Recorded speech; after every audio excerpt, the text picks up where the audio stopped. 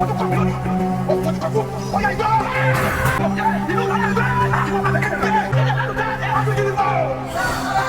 in this video I'll be reviewing the Netflix series Seven Doors. This series follows the story of this king, King Adedunjoye, a ruler who is torn between the demands of the kingdom and his love life. So let me give you context. So basically, this man was living in Lagos with his family, just living like his normal life, and the town of Ilara needed a king. And based on divine direction, the next king was to be this man. So he had to live his life in Lagos to come to Ilara to become king. He wasn't interested in all that, but his wife advised him to, go, and he went. Now, on him ascending the throne is anything but smooth because the kind of trial and tribulations this guy went through to just become king alone. He had to sleep in one kind of room, had to fight one kind of spirit, like he had to do a lot of rituals to certify him to become king, which he passed, of course. Now, that aside, he's to be king, and he was told that for him to have a smooth reign as a king, he would have to knock on seven doors.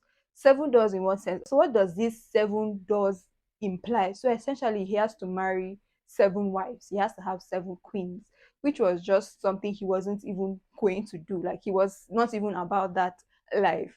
And considering how much he loved and cherished his wife, like they had this beautiful love story. Like he wasn't going to go against their love to marry six more other wives. But because of how chaotic and one calamity or the other that kept on happening that just pushed this guy to take this step. The way the story is told is so creepy because you're so like curious, like what is actually going on. It's like as soon as he became king, he didn't have like one moment of rest. Like there was always something after the other. Like it was so annoying because I'm like, okay, why didn't they just tell him everything? Why did they not just lay all the cards on the table so he would know what he's getting into essentially? Because you hear them telling him one story about his forefathers who committed one despicable act, and he now has to atone for the sins of his forefathers. So I'm like why he wasn't the one that committed the sins?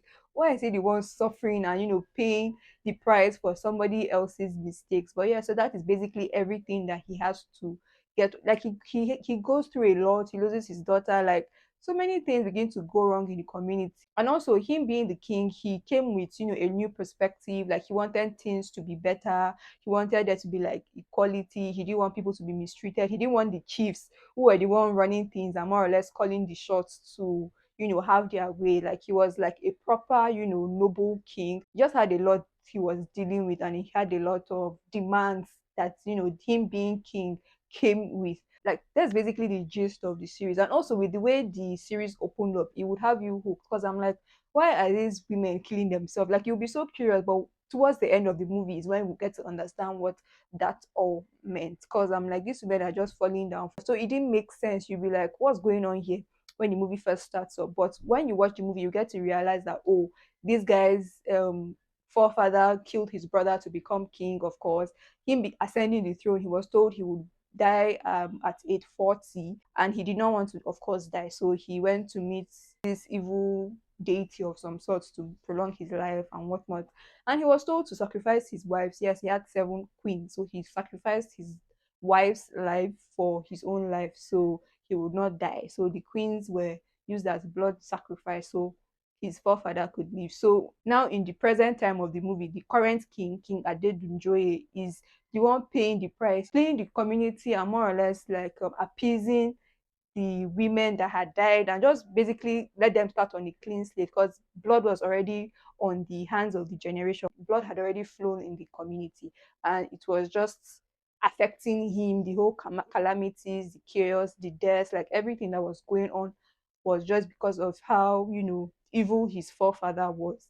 Yes. So the movie was, of course, directed by Femi Adebayo, Tijani Adebayo, Tope Adebayo, and it was, of course, produced by Femi Adebayo. So, like, if you're a fan of Femi Adebayo movies, then you should go and check out this one. You can find this series on Netflix. It's a 6 episode series. Very, very interesting. Trust me. Basically, it tells a tale of royalty, of romance. There were a lot of actors in this movie. Like, I can't even begin to mention everybody, but the king in question, the King Adedunjoye, was played by Femi Adebayo, and he gave such a wonderful performance in this movie.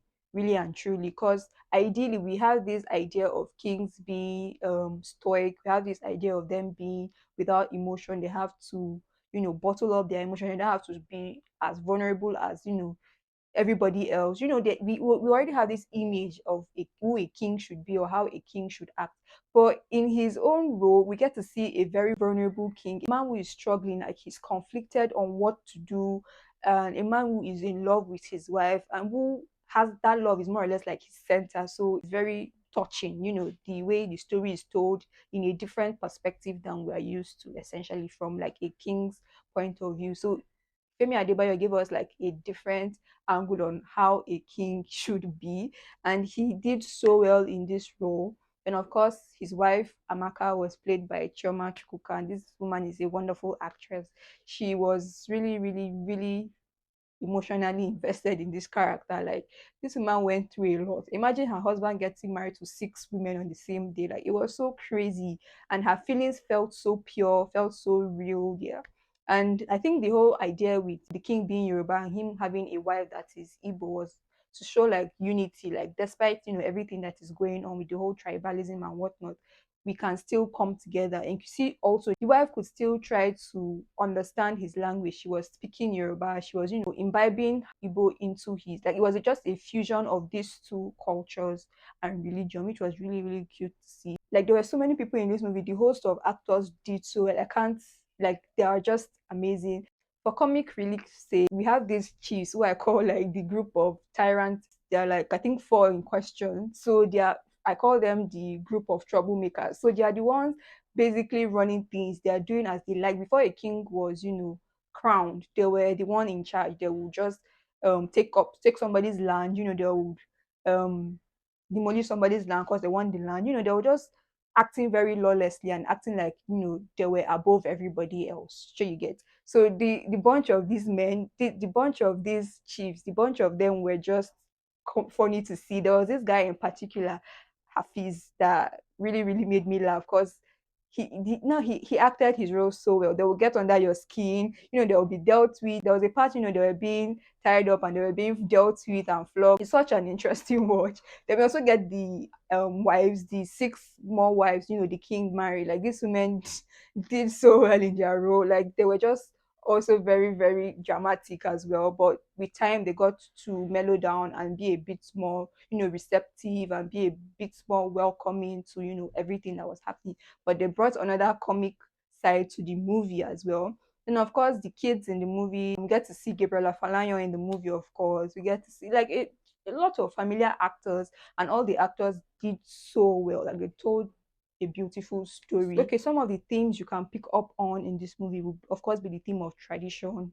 Yeah, there will be the theme of love, loss, the burden that comes with leadership. This man had not even been king for up to a year. Like he had to deal with so much. He was faced with a lot of impossible choices. He was faced with a lot of hate from his people as well. He was just going through a lot of things, and it was like if he had known, I'm sure he would not have even accepted to be king in the first place. But I guess everything happens for a reason. At a point, the town was like a mad town, like a crazy town because of everything that was happening.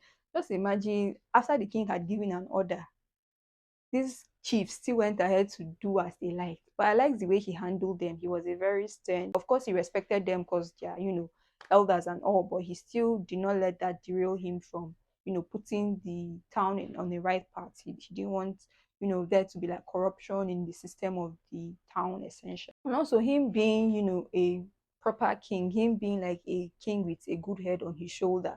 He had like a vision for the town. He had things he wanted the youths to do. He was very proactive as a king. He wasn't just going to sit down and let them, his chiefs or people, tell him what to do, essentially.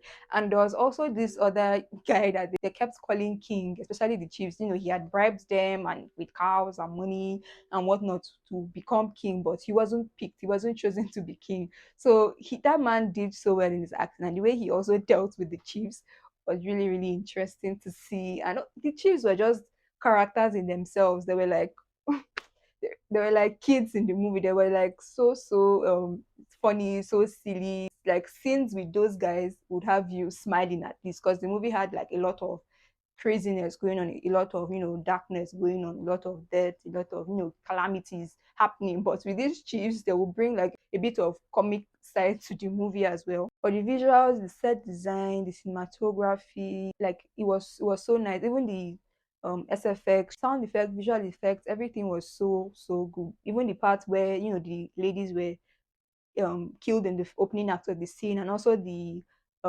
logs of wood, killing people also. You see, like so much thought went into production of this movie, so much work also went into making this movie. And one thing that was a bit confusing for me was, the king's attire. I don't know, it was just very confusing. But regardless, the time it was set in, the food, the costume, the music, the vibe, the hair, the makeup, like everything was done really, really nicely. So if you're curious whether you should watch it or not, if you're a fan of Femi Adebayo, then you have to see this watch. Like it is a must watch.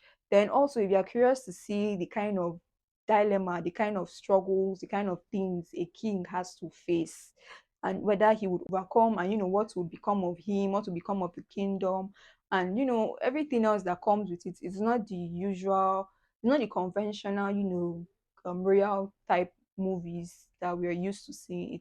It's being told in a different light, in a different angle. Essentially, we should just be good. We should treat people well. We should not, use evil means to achieve a goal, essentially, because it was because of his forefathers' greed, was what, he was dealing with the consequences many years after. So, yes. So, have you seen the series Seven Doors on Netflix? Go check it out if you haven't. If you've seen the movie, let me hear your thoughts down in the comment section. What did you think about the movie generally? Did you enjoy it? Whose acting stood out for you the most? If you are new to my channel, the subscribe button. If you like this video, press the like button. Check out my other videos. Happy holidays, by the way. Thank you so much for watching, and I'll see you in my next video. Bye.